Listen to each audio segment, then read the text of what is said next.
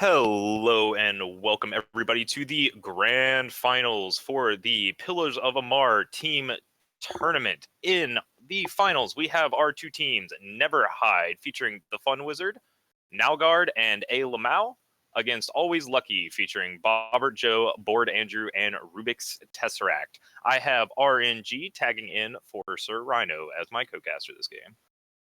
Hey guys, back again. Yep, after you fired me, you decided to come back on yourself to tell me once again at the end of the show that I will in fact be fired. Uh, yes. Okay, so we've got a spicy one for us today. We've got Rakano versus Jito Queen. So keep your eyes on the screen, guys. This one's gonna be quick. Yeah, this should be a very quick game. We've got Board Andrew here on the Rakano deck and Nowgard on this Jito Queen deck, so the action should be a very few turns. Yep, but Board Andrew has one of the key cards to the matchup in his hand in that Silverwing Familiar, as most of us have experienced from playing one or other of these matchups. Um, Lifesteal is very important in allowing you to stabilize against these Jito Queen decks as they try to burst you down. You've got a bunch of 2/1s and stuff that don't trade that well against the tokens, and nothing does particularly well against the quick draw that Bandit Queen gives, so getting that good life buffer is very important. If Board Andrew can get a Silverwing Familiar sort of suited up, he should be able to ride that to victory. Yeah, very true. We do see Nowgard with an incredibly fast start here. Wow, getting down 6 units in 2 turns. That is a Jito Queen special, folks. And Board Andrew briefly looked like he was mousing over the concede. Not sure how he's going to handle all this aggression that his opponents laid down. Well, depending on what the rest of his opponent's hand is, he can play essentially anything and trade with the two Sanguires, and then he's taking 6 damage. So then, if he can establish the Silverwing and curve out from there, he should be okay. He's not just dead. But if No Guard has some stuff to back this up, there's going to be some issues. Yeah, and we see Interesting. that is an interesting block. I know you were about to point that out, where he's electing to take the additional 2 damage to try and remove a free threat, essentially. That definitely is an interesting decision, and definitely leads me to believe Nowgard really doesn't have any unit removal here, lacking those torches he would be looking for to help clean all this stuff up. Unfortunately, does have the Shadowlands guide to bring the Sanguire right back. So that's not ideal for Andrew, but he can play 2 units this turn, and they're big ones. Yeah, units buffed up by the War Cries. We see a 3/3 Crown Watch Paladin, so buffed once, and we also see this Champion of Glory who got buffed up once. Still, neither of these block particularly well against the Sanguars. They will trade. Quick Draw does not function on defense.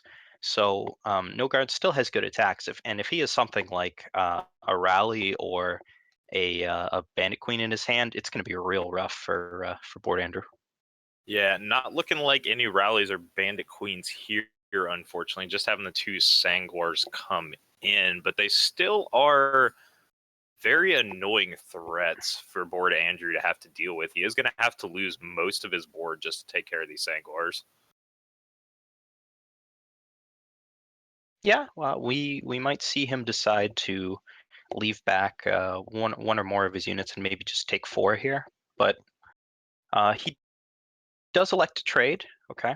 And No Guard doesn't have any fast spells in hand to change that particular axis. And here a Finest Hour is going to look real good on that Silverwing Familiar if Board Andrew elects to play it. Alternatively, I don't have the deck list quite in front of me, but I imagine that Rise for the Challenge is just too slow here, right?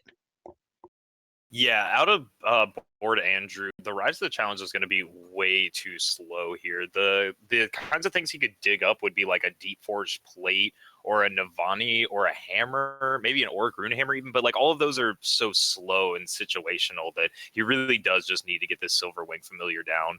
And now he can spend his turn getting this Rise out for what I presume would be a I think that might turn the game totally on its head here.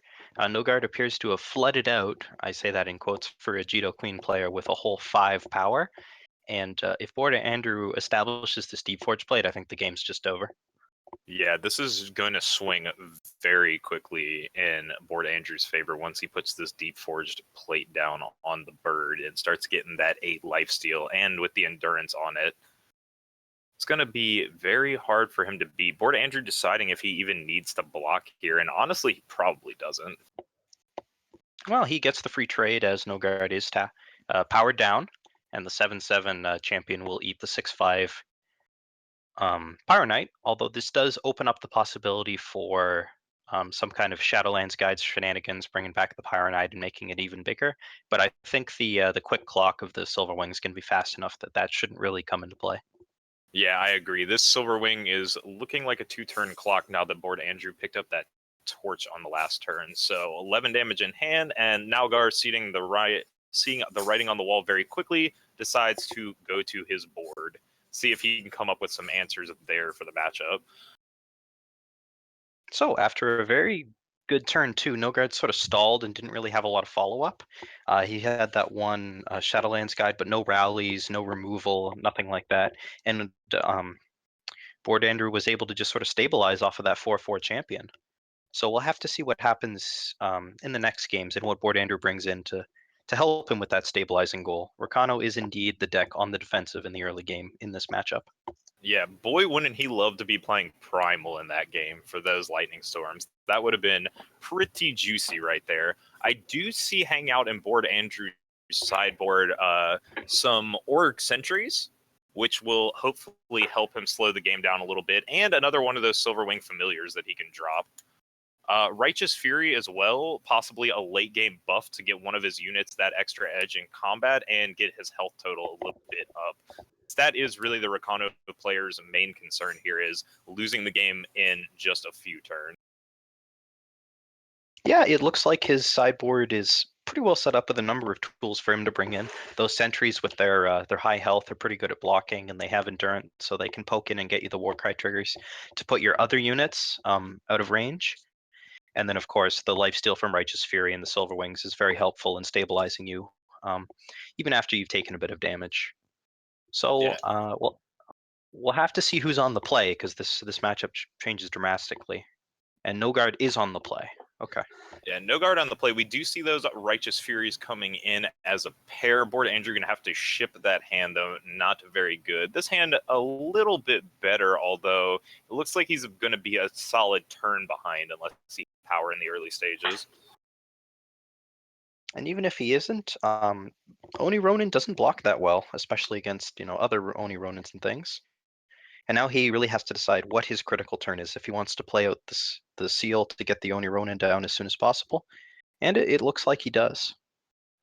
Yeah, it looks like he's going to try and get this down to minimize the number of war cries that Nalgard can get off of this Oni Ronin, but we're going to see a bunch of not a bunch, but at least 3 units coming in here, and I'm wondering if we've got that lurking Sanguar, aptly named, lurking around in Nalgard's hand. That would not be good for Board Andrew here. I wonder if he wants to block though, because this particular line leads me to believe that he may want to be holding up Finest Hour for next turn to get a positive trade out. So we'll have to see if he decides to go for it here. Yeah, interesting decision here. That is very true. He has the finest hour in hand, and it's not going to be doing very much if he elects to take a trade here. But he also does have to be wary of letting his life total slip too much. He has a And lot of even if defense, though. Sorry. yeah, so he does let it through. But even if you do block, this is not a trivial matchup by any means. And there's 2 Sanguars again, so Nogard's drawing real well on that front. You do need to be concerned about which unit exactly you block, as there's the argument that the Oni Ronin has the Warcry and the Frontier Jito has the charge that you got to be worried about. But here, I imagine we're just going to see a block torch. Yeah, we'll have to see a block torch just to take care of these lurking Sanguars. And not only did he have that lurking Sanguar I was talking about, but having them in pairs coming down both games, really just putting Board Andrew on the back foot trying to deal with those. But it looks like he will be able to hopefully recover here as we get to the late game with this Righteous Fury and the Silverwing Familiar. He needs to buy himself some time, and if Nogard I mean, no guard clearly just drew that there, so it depends on what his last card in hand is. If it's nothing, Board Andrew might have time to recover. Um, I I imagine you have to block and trade off here since you're going for the Silverwing line. Yeah, you definitely have to block trade here so that you don't take a bunch of damage. You probably do it to the Oni Ronin to prevent those Warcry triggers, and then next turn hope you draw an undepleted power. That way you can get the Silverwing Familiar down with a Finest Hour and hopefully get some positive trades out. Last turn, his non-block worked out really well since he was able to trade the 2/1 up with a Sangwar. This turn, I think not blocking is a lot more aggressive. If there were Sangwars, they would have been played by now, and you can tell from the Warcry that he just drew the Knife Jack. So yeah, there's the block. Yep, we finally see him decide what he wants to block, and Board Andrew picking up another Silverwing Familiar. Not exactly what he's looking for here. He'll be able to stop 4 damage with this one and gain a life back if he wants, but it's not developing his board. And if Nalgard's drawing any type of gas in the Jito deck, he should just be able to put his foot down and close this game out. Yeah, you're definitely on the back foot as Andrew. I think you need to consider your lines pretty carefully here. He's playing around Burn, I imagine, as just a simple torch would take him out if he didn't chump one of those guys. He really needs to draw undepleted power to open up his options, I think, is the crux of the matter. And having not done so, I think he'll be overwhelmed here by Jito. Yeah, he should just die, and Board Andrew recognizing that goes ahead and concedes. So we now have the players split at 1 game apiece going into game 3, and we'll probably see. Going to take a look at his sideboard. Board Andrew is going to decide if maybe he has a couple cards he can afford to pull out. Maybe he's got something in his game plan he's looking to bring in. Yeah, interesting to see that he's still got those Navanis in play. He's taken out the Rise for the Challenge, which makes sense. We've seen them be fairly slow in the matchup. We'll have to see what he decides to bring in, though. Let me see if I can pull up his list. Yeah, I'm definitely not surprised to see the rise to the challenge come out. As we saw in both games, it's kind of slow there. It did save him in the first game in the end, but it required that he had already stabilized the board, which was led to by other cards. So taking a look at his board, he had the 3 Righteous Furies he brought in. I'm assuming the extra copy of the Silverwing Familiar came in. I don't know if he actually has the Auric Sentry. Is an interesting. They're in there. They're in there. Yeah, okay. That they definitely need to be in there for this matchup. That's definitely a big part of your anti-Jito game plan is having the big 1/5 to help lock down the 1-cost units that Jito spams. So a really spicy card that he has in his sideboard that um, I'm not sure if it's for this matchup is he has 1 copy of Copperhall Blessing. Now this is a card that you guys haven't heard about since I think probably tier 4 infinite combo decks on Reddit. So what that is it's 4 power fast spell and it prevents all damage that you and your units would take this turn. So it could totally turn a queen turn around by not blocking, just letting everything through. I think that that's a bit too laid back of a line to take, as even if it does create a big swing, you kind of need the board to actually make some trades with it. But it is something interesting to consider, and I wonder if we'll end up seeing it in this match. Yeah, I did note that he had the Copperhall Blessing. I figured he might not bring it in, but you are right. This could be some sort of a swing turn he can get off with it, where he just needs a free turn to establish or maybe pick up a draw. We already see an Auric Sentry in Andrew's hand, so he's already got one of his sideboard cards in hand, going to help out with his game plan against this Jito deck. And most important is he's on the play here. So both of these are very draw dependent on whether their play or draw their win percentage goes up or down considerably. So being on the play is definitely what you want to be in these aggro versus aggro matchups. Yeah, certainly. And we see Nogard starting there with a Shadow Sigil and leading into a Knife Jack with it. So definitely a slow start out of him. Nothing crazy fast. Though I say that, and we immediately see the Frontier G2 down. Another Knife Jack. So if you wanted to, okay, so he elects to block here. I was going to say was that you could, if you wanted to, elect to not block. 4 damage, no Warcry isn't that big of a deal, and you do have the Auric Sentry coming down, which should be able to stop these. If you wanted to get, maybe a little bit aggressive with that quick draw unit and start attacking in for damage. But here, board Andrew, he's got the Righteous Fury, he's got the hammer. He's definitely just on the plan of survive as long as possible. Yeah, very And, true. And another interesting thing to note about that there is that while he did make the block into the knife jack, which wasn't super attractive, I think he was playing around the lurking Sangwar, worried about just getting the free units down and trying to force Nogard to have basically kind of like a dead five cost card in his hand for a while. yeah, that's a good point. That is a very compelling reason for him to be made to make that block, and it fits in with the conservative line that he's taking this game. Yeah, definitely. And we do know that Nogard had some sort of fast spell to play. So he's either got a torch or a rapid shot floating around in here. And Board Andrew is trying to figure out what he exactly has to play around. But having the Hammer of Might on the Auric Sentry has definitely given him a board that's pretty hard for Nogard to actually deal with.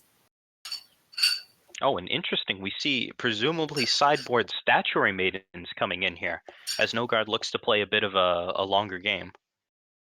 Yeah, I looking to slow down a little bit. That's very interesting. And actually, interestingly enough, since you said that, I went ahead and took a look. Yeah, Nogard only has one Statuary Maiden in his sideboard and 0 in the main.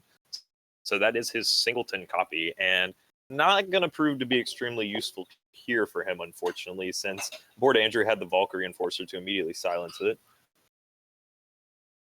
Yeah, and he's looking to be in great shape this game. He's not overwhelmed. His opponent's turn 4 was after the Valkyrie Enforcer just a 2/4.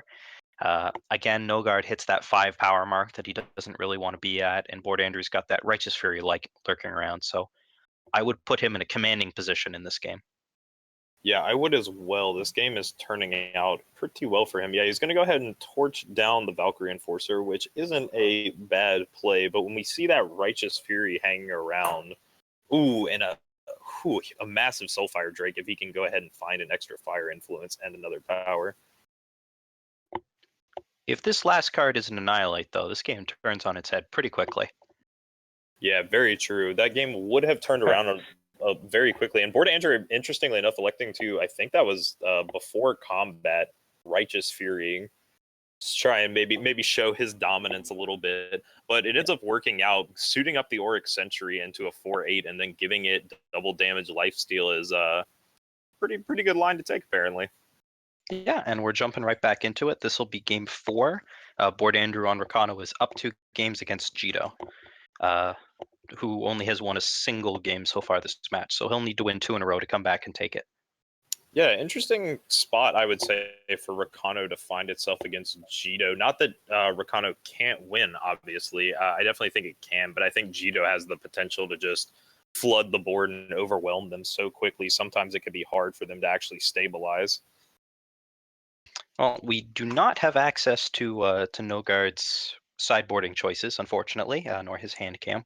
But it's possible that that Statuary Maiden indicates that he's trying to go for a longer game plan. We did see that he had those great starts with the double Lurking Sangwar 2 games in a row, and one of the games it just wasn't enough. So it's possible that he could be, trying to play more of a long game here against the Rakano. He's got the tools to do it. Some removal in his sideboard, some ruin, stuff like that that can really throw a wrench in the Rakano game plan. So we'll have to see what tact he takes. Yeah, certainly. And I like the idea that the Ruin and the Combust probably coming in from the sideboard, maybe some Suffocates as well to hold down the early Rakano aggression. We see Board Andrew going second here and having a fairly slow hand with just these 1-drops that aren't going to trade particularly well into Nogard's 1-drops. Yeah, I imagine that here he will elect not to trade, and he's going to try to start the Warcry train. If he can get a reasonably sized unit out there and drop that Righteous Fury on it, he's going to be in very good shape. Yeah, very true. And we do see a Champion of Glory picked up, which is a prime target for that Righteous Fury to put on. So hopefully going to see that come down, or an equally big unit off these Warcry triggers. Board Andrew just getting the Oni Ronins down here. Makes sense. No need to play Champion of Glory as a 1-1. It's not going to do anything, and you're not likely to want to it. Yeah. Interesting that Nogard elects not to block. Here, the block pump makes a fair amount of sense if you're worried about the Sangwar. And you just take the free card. Although it does play into the potential of any fast removal that Nogard may have had, since just a simple a rapid shot or a torch would have made that play not very good. Yeah, that was definitely risky on his part, and we actually see it coming back to bite him a little bit since Nogard had the Shadowlands guide, which he was probably going to play that turn on curve anyway, but getting the extra value of getting the Pyro Knight back after it had been killed. The non-block into double attack does sort of indicate that Lingering Sangwar might be, as we put it before, lurking around. So I think that it was still a reasonable decision to make that play. Yeah, definitely. I think you're right. You probably do have to block there just to make sure that those lurking Sangors don't come down, because they can ruin Board Andrew's game plan very quickly when when Nalgard can cheat out 4/2s with lifesteal. You see, Board Andrew has a Protect and a Righteous Fury, but a little light besides that. And Nalgard challenging him to just block this overall bad 3-1 Shadowlands guide. Yeah, and now we have a bit of a question. Now that you've drawn the Silverwing Familiar, do you just play that and then sort of drop like maybe an end of turn Protect on the champion and then go for the Righteous Fury next turn, or is he just going to go for the naked Righteous Fury? Since he only has the 4 power, it looks like he's electing for, again, the more conservative line, which is consistent with the rest of his plays here. But I have to wonder what Nogard's got stuck in hand, as this game is not going particularly in his favor. No, certainly not. And he's only got this Argentport Instigator down. And yeah, Board Andrew is just going to completely take over now, since the Aegis is on the uh, Silverwing Familiar. It's going to be very easy for him to guarantee that it can get up. So he suits it up with the Hammer of Might, turn into a 7/7, and all of a sudden, Board Andrew is in such a commanding position. Now Guard's going to have perfect answers in his hand to deal with what we see. Yeah, and I imagine barring a double removal spell, that will do it. So Board Andrew will take the game 3-1. We'll have to see about how our other matches are doing. But that puts Team Always Lucky, I believe it is, in great shape to take the tournament. But this is, as always, winner's bracket advantage. And since Team Neverhide does have winner's bracket advantage, Team Always Lucky, who we just saw win a match there, will need to win this match and then another one if they want to take the tournament. Yeah, it's going to be interesting to see if we are going to get the reset. And I think what I am hearing is that there was another game that got lost. So I think we have a bracket reset now, as you were just speaking about. And we should be jumping back into another game here in just a few minutes. I don't think, are we going to cut here, or are we just going to jump right back into another best of 5?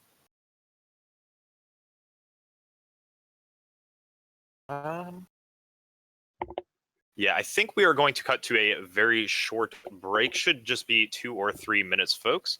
And then we are going to get right back into that reset best of 5 for the grand finals. So stay tuned. We should be back in 2 or 3 minutes. Decides the block. Yeah, the key to being a very strong aggro player is being able to manipulate the top of your deck. Drawing well as an aggressive player is of skill. Something that I know all too well. Yeah, don't let anyone tell you otherwise. So he's building up those war cries. We'll see how relevant those end up being. They don't apply to burn spells, luckily for Des and Grande. So one thing to note is that he is chewing through his cards in hand really fast. He can't play that Furnace Mage next turn and Rapid Shot trade it up for just a 2/2, or sorry, just a 2-drop. So if a Sandstorm Titan does come down and he runs out of rapid shots by trading this one off here, Grande may be able to take an advantageous position in the game. Yeah, Calcier is running out of gas quickly, and that Flame Blast does not qualify as gas, as he is still 2 fire sources away from even being able to cast it. However, he does have 5 Warcry triggers on top of his deck, so depending on what that hits, the game could turn pretty quickly. Yeah. However, this Combra Healer is going to stop the board and prevent Calcier from putting further aggression on the table. Yep, Combra Healer doing its job, stabilizing the board, gaining some life, and Grande, while seemingly under assault for those early turns, is sitting pretty at 20 life with 2 very good blockers in play. And Calcier's got to decide if is there any reason to even play a Furnace Mage on this board? I've got to say no. Well, another thing that you could be considering is just pushing the attackers in and using Torch to finish off one of the blockers. Probably want to take that Karmic Guardian down before it can start gaining Grande his life. Yep, so But Grande declines to block with it. Yep, sniffing it out. Probably has a weapon for the Karmic Guardian and decides, you know what? I can afford to not block with this here. It's going to crack back for more life gain anyways in the future, so it's not worth preventing the 2 damage that Oni Ronin's pushing through here. Playing Furnace Mage there made a little bit more sense after the block, since he could have pushed through the 1/4 with his 4/3, but seemingly wants to hold it back because one of the ways that Calcier could very easily lose this game is if that Karmic Guardian gets suited up and he doesn't have a way to take it down. Right, especially like both the block is an argument for and against playing Furnace Mage, because it was a sign that Grande really wanted to save the Karmic Guardian, which could be a signal that they wanted to equip a weapon on it.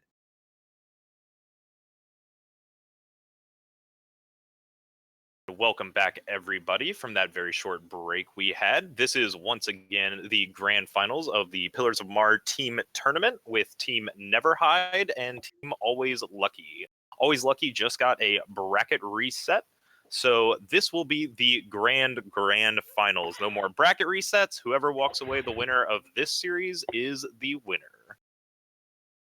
Yeah, and it was actually Bobber Joe, who's now featured on stream, who won the match for Always Lucky with a 3-1, similar to his teammates. So we'll have to see if he can win it again. Yeah, we'll see if he can repeat the success. This is, for those of you who have been here all day, a rebroadcast match in a sense. Obviously, we are live, but this is a rematch between Bobbert Joe on his Shimmering Combry list versus the Fun Wizard on his Felon Control list we saw earlier. And I believe last time that we watched this, was it who came out on top? I want to say this was actually the Fun Wizard who got the best of Bobbert Joe last time around.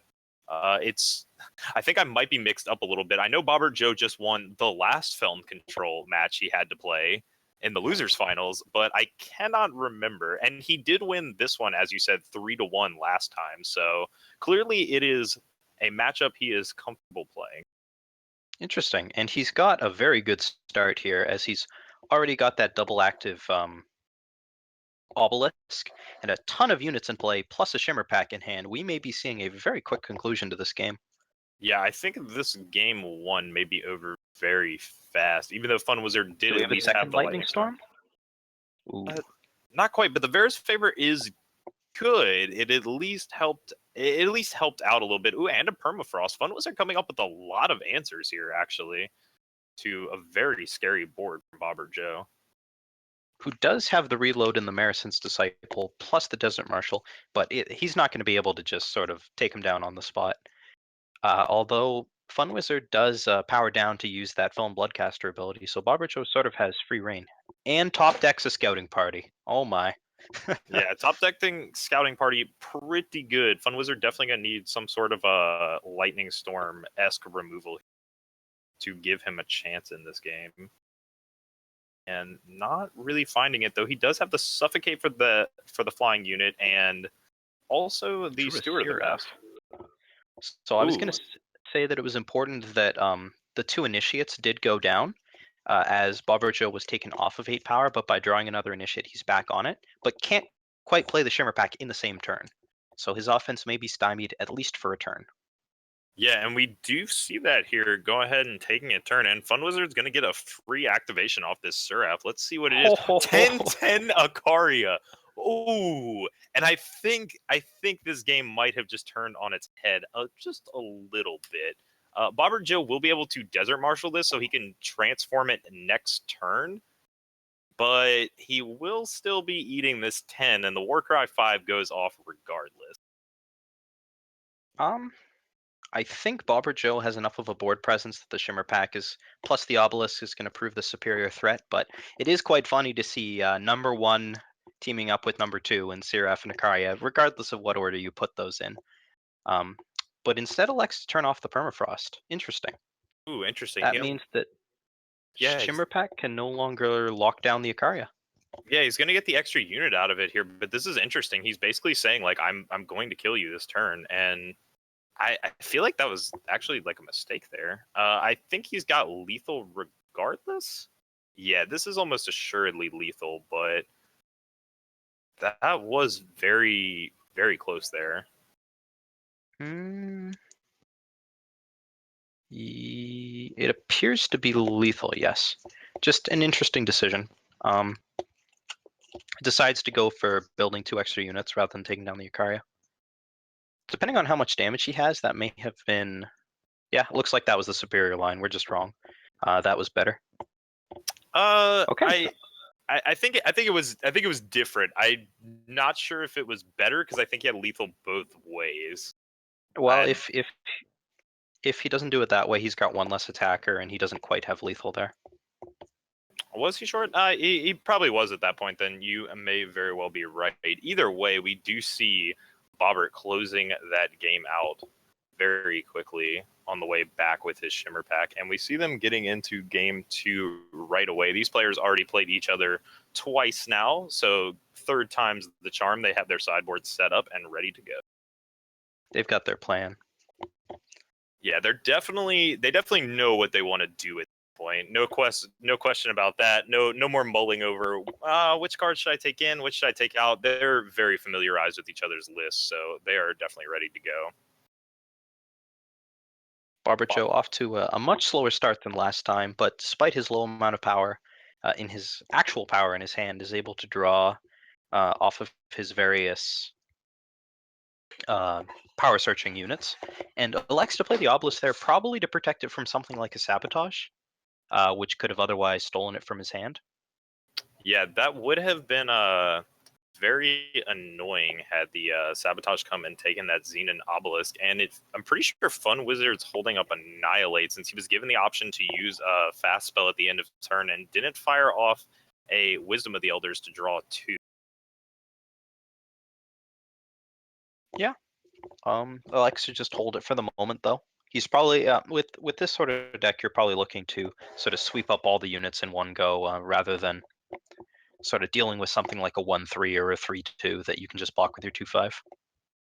Yeah, that will prove to be a little bit hard for the Fun Wizard, though, because Bobbert Joe does have double Stand Together in hand to play around those Lightning Storm, Withering Witch type combos that he's otherwise worried about. And this is interesting. I wonder how aggressive he's going to get with this. It's interesting, too, because I think he's baiting the Annihilate here. Yeah, this does not end well for Fun Wizard. As the second Stand Together blocks the Annihilate, pushes it up to a 5/4, and now he's got a very strong board of units. Yeah, all of a sudden these 2/1s becoming 5/4s with Aegis is a real problem for Fun Wizard, and he's gonna have to come up with something big here. And Champion of Cunning isn't bad, but without any of the activations on it, Bobbert Joe not particularly threatened anyway. Just gonna start pushing this 10 damage through. It does at least trade with one of the units. So if Fun Wizard can find himself something, Bobbert Joe just has power in hand.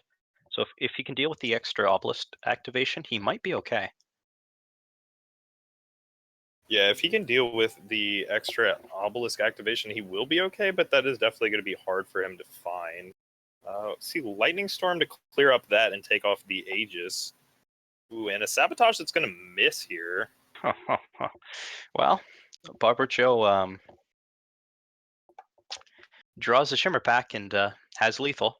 So Yeah, closes out the second game incredibly quick as well, going up 2-0 over Fun Wizard. We can definitely tell that everybody has played these matchups quite a bit here today with how quick these games are finishing out. Definitely on top of it and know what their game plan is. And Bobber Joe proving once again that he's got the tools to get it done. I have to say, I have to check if my name's still intact, because that was a pretty good top deck. Yeah, that He's, was pretty darn good, albeit like it still would have been hard for Fun Wizard, right? Mhm. Yes, it definitely would have been an uphill climb, but it's possible if he had an Annihilate in hand, he could have annihilated the 3/5 that was there and saved himself a bit of damage. But from what we saw, he had nothing and was in some deep trouble. Yeah, and another very strong hand from Bobber Joe being drawn. He's going to have the Xenon down on next turn again if he wants, and it's just very, very powerful. The Shimmering Comrie deck impressing me all day today with how it's been able to pick up its games.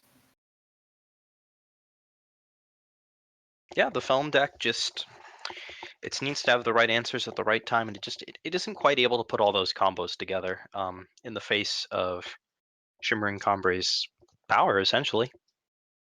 Yeah, and now that Xenon Obelisk is down, Fun Wizard in another precarious situation where he's going to have a hard time dealing with the amount of damage that these units will be able to provide on the board in the next few turns. And opting to get a Withering Witch out on curve to just try and stem some of the aggression. It's interesting. I imagine this implies he has a backup, because using your first Withering Witch on that board is pretty aggressive. But he does have the turn into Black Sky Harbinger that takes out a couple of the units that he's facing down. Yeah, it can help out there at least, but it does get grounded by the Sandstorm Titans. So Fun Wizard going to need to pick up some sort of answer to this Sandstorm Titan. Hopefully an Annihilate floating around in his hand. Bobber Joe electing to hold up Stand Together in case of this Death Strike here. Yeah, If and Fun we'll Wizard see. has a second removal spell, he does not. Yeah, no waiting prompt, unfortunately. So Fun Wizard not having another Annihilate there to go ahead and take care of that. And all of a sudden, the Sandstorm Titan is pretty scary. It's going to start beating down for quite a bit of damage. Get a Marissan's Disciple in here, too. Get another big unit out. Elects to not play the Scouting Party, rather, as it would not survive a potential Lightning Storm out of Fun Wizard, with only the one activation on the Obelisk. And here an Azendel's Gift comes down, which forces Bobbert to make some quick decisions about what cards are most important in his hand. Yeah, this is definitely an interesting one. I feel like if I was in his position, I might. It's hard to say whether I would want to put the Obelisk down here, or maybe if I want to get like an Iron Thorn down here, and then I would have been able to go to 8 power that turn. Got the second activation off the Obelisk. Looks like the answer is Obelisk over everything here. Fun Wizard electing to block the 8 damage that was coming in from the Titan, and now the game is a little bit more Fun Wizard favored. Yes, the board's better for Bobber Joe and he has these big obelisks, but he needs to draw another power to really turn them on. And the Fun Wizard's the guy with cards in hand, and you usually want to be the guy with cards in hand. Yeah, and now that he doesn't, if Fun Wizard can come up with some answers here, he could definitely get back into this game very quickly. Bobber Joe going to be very reliant on his top decks for the rest of this match here. And unfortunately, he doesn't have too many powerful cards I can think of that, like a single top deck. Short on some power for Seraph. The extra power there helping quite a bit since Fun Wizard's still not having any removal, it seems. That's going to deal a lot of damage to him. He does get the double block on the 6/6, which again limits the amount of cards that are in play, and the Titan can be chumped if necessary. But the Fun Wizard's going to need to find a removal spell or two in order to really take this game back over. Here's a Withering Witch. Do we see the combo? We do not, unfortunately, but the Withering Witch is at least a big in the sense that Fun Wizard can now safely remove these threats from the board, tossing in some of his less important units like the Withering Witch and one of the Bloodcasters. And all of a sudden, Bobber Joe can reload with the Sandstorm Titan, but this isn't looking terrible for Fun Wizard anymore. Definitely seemed like he's stabilized. And here's a Vera to bring back presumably the Withering Witch. Yeah, and that will make the Titan basically unable to attack effectively and really give some good late game card advantage. He could have a cute play here if the Withering Witch is indeed what's blocked with by Fun Wizard with the stand together. So making the best of a bad situation is Bobber Joe. But with that Vera, I think the Fun Wizard is now in the lead. Bobber Joe's going to need some good top decks, probably involving a scouting party in order to turn this one around. We see the Aegis from that doesn't actually get oh right, of course, because Sandstorm Titan, very notably, has endurance, so cannot be stunned. The second effect from the Stoke Rush Animus, stunning units that have greater than 4. And attacking with the Vera? Ooh, very interesting. That's Attack with the Vera. That's aggressive. Yeah, I would have thought he would have attacked with the 2/5 and the 3/5 there, wouldn't you? It's pushes more damage through. It looks like it's not gonna matter in this particular game as he draws the Death Strike. Bobber Joe has no hand, and he's able to take a game back. So yeah, it does get us back into a series now. Like at least it is 2-1. So Bobber Joe slipping up a little bit there. We will see if 3 games can get run back. It's going to be very difficult. Fun Wizard already picking up the first of the 3, but he is going to have to 2-0 here. Any game will have him knocked out here, and his team will have lost one of their 3 matches. it looks like we've seen sort of how the Fun Wizard really wants to play this. He wants to get that gift down, make sure that there's no stand together tricks, and then remove the board. Sort of secure his position. So we're going to have to see if he can get up to that 7 power on time without being too far behind that he just dies to the board after that gift comes down. Yeah, and Bobber Joe with a really interesting hand here. 2 stand togethers, the crystallized, 2 scouting parties into decay, but not a lot of power and no units to put down on the board. So that decay means that the gift isn't going to be able to stop him, but this incredibly awkward hand that he has, no justice, a bunch of expensive cards that he can't cast, is going to make it possible for Fun Wizard to ironically out-tempo the Shimmering Combre deck. Yeah, definitely. And Bobber Joe picking up a Talir's favored, kind of important here to get another power, but still 2 powers short of his main threats and lacking justice influence as well. So not able to cast these stand togethers. Still, picking that up quickly is quite beneficial for him. If he needs to, he can throw off a defensive crystallize or 2 to buy him some time, and doesn't draw the power, which is a bit of an issue. Permafrost, not ideal on a champion because it still has its passive shadow ability, but it will slow the damage that he takes for now. Yeah, it'll do the job for the moment. Fun Wizard at least 2 influence off, so earliest we'll see that coming down his next turn. Ooh, Fun Wizard getting in with this Harbinger here, though, able to pick up the Scorpion Wasp. That's really important. Yeah, I think we're going to need to see a power here from Bobber Joe, or he is in trouble. And he agrees with us, thinks he's in a lot of trouble, and elects to concede the game there. Yeah, no power there, thinking the game has spiraled too far out of control, so we are going to see him go to the very last game of the last match of the day. One of the last matches, anyway. Obviously, the whole team has to play out. We still do not have the results, I think, from the games quite yet. So This hand has Find the Way, and Find the Way means that you're going to find power. So Bobber Joe, if nothing else, will have more power than last game and be in a better position. Yeah, he will might fire off the Talir's favorite here. Kind of would have liked to see the Talir's favorite here over the Find a Way, but not super important either way. They're doing essentially the same job. I'm not the biggest fan of getting a time sigil with Find the Way. I feel like you wanted a Justice. But there's the Justice, so can't complain too much. And he's not under any pressure at the moment, so he's going to have the time to play all of these power search guys and sort of, build his way up. Yeah, definitely.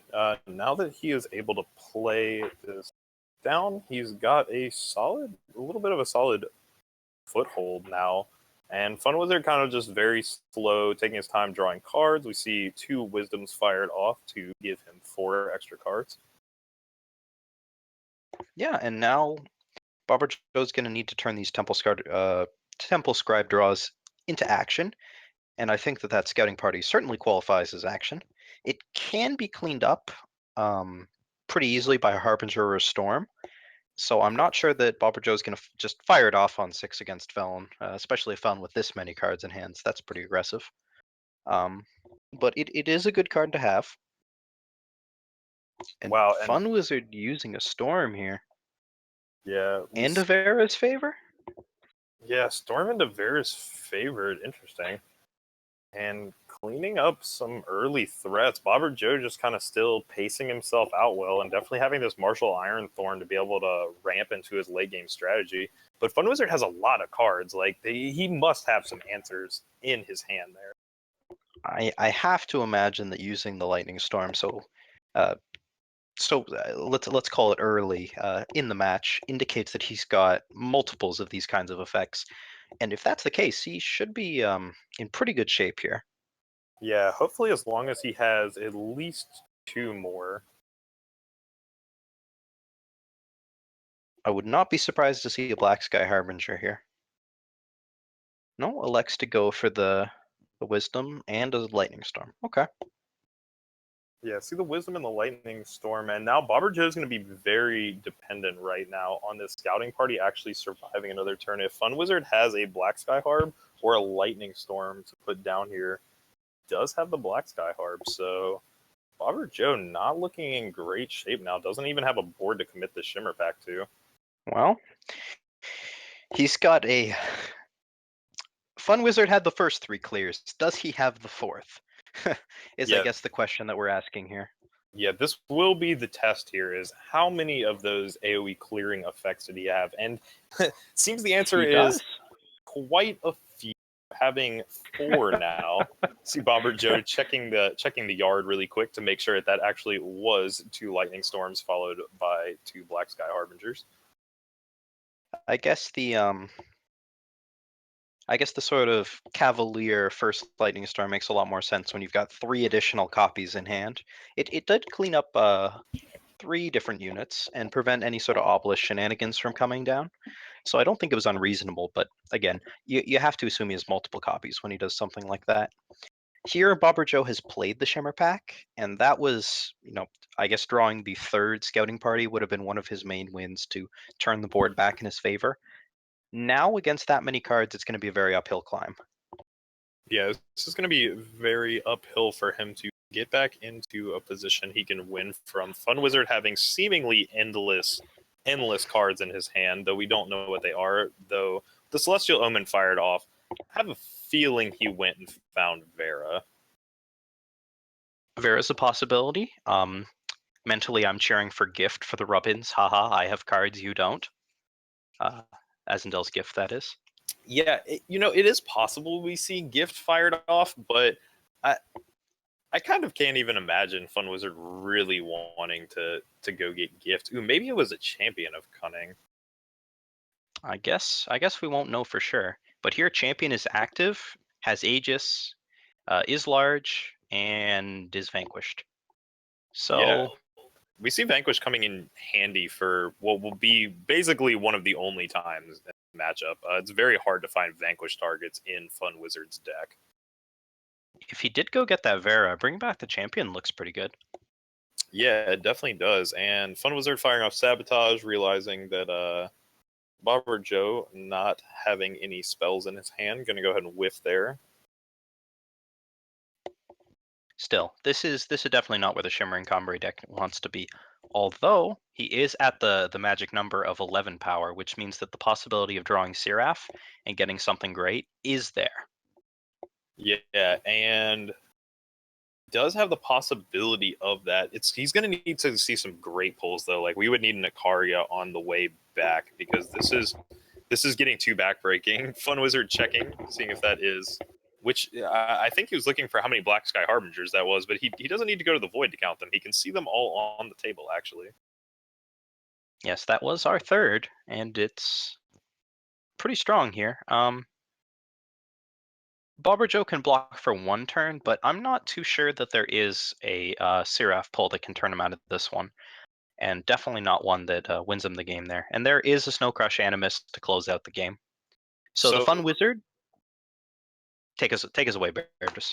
Sorry, aReNGee, but yeah, the Fun Wizard, excellent job there, playing Felon Control, piloting it fantastically. Was able, in fact, to get that reverse series that we had seen. He goes down 2-0 to Bobbert Joe and then runs 3 straight back. So very impressive stuff out of him. Maybe a little bit of the Rhino bug going around. Gotta just lose your first games with Felon Control, and then you can just win all the rest out. So very interesting stuff there. Unfortunately, thus far, we do not have any tournament reports, so we aren't too sure as to who actually has won the entire tournament. We do know, obviously, that Bobbert Joe's team, Always Lucky, is currently down 0-1 to Team Neverhide.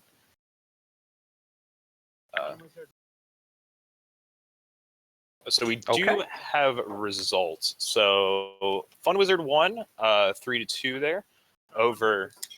Yeah, Fun Wizard wins 3-2 over Bobber Joe, the game we saw, and Nowgard won 3-1 on his Jito Queen in the rematch against the Rakano. So getting a little bit of revenge on the Rakano there, which will make Neverhide your Pillars of Amar team tournament champion. So big congratulations to the 3 players on their team, the Fun Wizard, Nowgard, and A Lamau, for piloting all of their decks to a very successful day.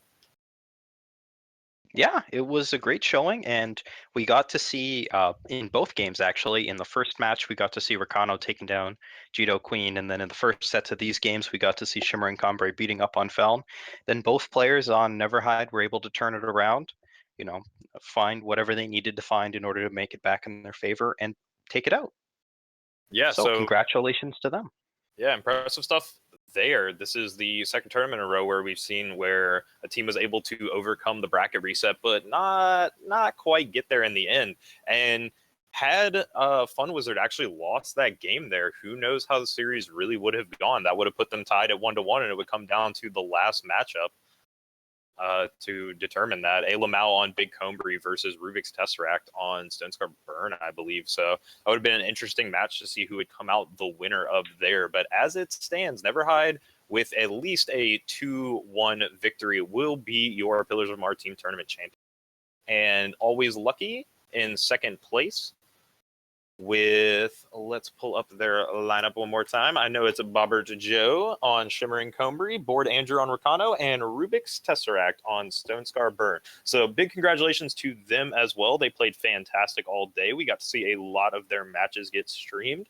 They had quite a successful run themselves. Yeah, and Team Neverhide is, as a reward for taking the team tournament, will be the first players on Discord to receive team champion badges in order to highlight their achievement. So that's a thank you for them, and a thank you to everybody who came out. I have to say, when I put this up a couple weeks ago, I didn't expect this kind of response. People were kind of they weren't feeling the unified format teams. Who really does that? But I feel like it came together as sort of a fun tournament that a lot of people, if you didn't have a team, you got to meet some new people, play with them. Maybe you've made testing partners, maybe you've made friends. I think that's great. Those of you who already had a team, You got to come together. You got to have a good time. I know we had reports of some players who were all together in the same physical location, just hanging out. So that's great to see. I think we got to see some interesting games, some interesting deck choices, which is also fantastic, and definitely the idea of the unified system. I don't think you guys wanted to see mirror matches butting heads all day. We had some production hiccups, but overall it was a well produced tournament, and I'd like to thank everybody who was involved in that. Miller Tool, of course, as always, is our guy in the production booth, so we'd like to thank him. He runs the stream, he runs the show, and he has a lot of work to do. Joining him is our tournament organizer, Rakenner, who has a ton of work going on behind the scenes. He's not only running the actual tournament itself, but he's picking up feature matches, things like that, making sure everybody's on the same page and sort of helping out the producer everywhere he can. So a big thanks to him. He's been a lot of the reason that the ETS has been successful as it has been. As I can tell you guys from experiencing, being a tournament organizer is no easy job. Thanking the guy in the booth next to me, Beardris, of course, our Eternal Tournament Series caster. He's here almost every week, and he always does a great job of it. So I'd like to thank him for coming in again today. We had a number of guest casters in. We had Thrillhelm coming all the way from Australia at a very inconvenient time for him. Thanks a ton for him to coming out. We had a blast. I know at least some of the people in the booth were really excited about the accent, and I'm sure some of the people watching the stream were too. So thank you very much for coming out. The Real Platy also came out today as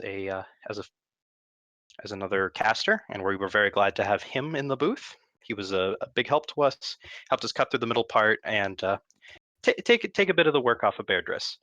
Finally, in our final caster, we had Sir Rhino, who after let's call it a mediocre O2 showing, was able to come into the booth for us and sort of pinch hit, give Beardris a bit of a rest, and then cast with him. So have a good time there. So thank you to him for not only playing in the tournament, streaming it, shutting down the stream, then coming back out here and casting. Thanks to him. In the background, we have all the people who help make our brackets. Braycut, Zariah, X-Kirby, and Dragonfly were all involved in making various background graphics for this event, so I'd like to thank all of them there. And a special thanks to Brylumski, I hope I'm pronouncing that right, who sponsored the event and was responsible for much of the prizes that were on here, including the deck tournament, or the best team name results, which I will read the winner of now. And the best result, with 24% of the votes for best team name, was Senpai's Favored. So congratulations to them. They have won the team prize of $5 and the pride of knowing that they are the best at naming their team. So thanks to everybody who came out. And I know this has been a long segment, but there's a lot of people that are involved in making this happen, and it's no easy task. So there's a lot of people that I need to thank. So thank you all for them, and thank you to the viewers. If you'd like to support the ETS going forward, that's awesome. We thank you very much.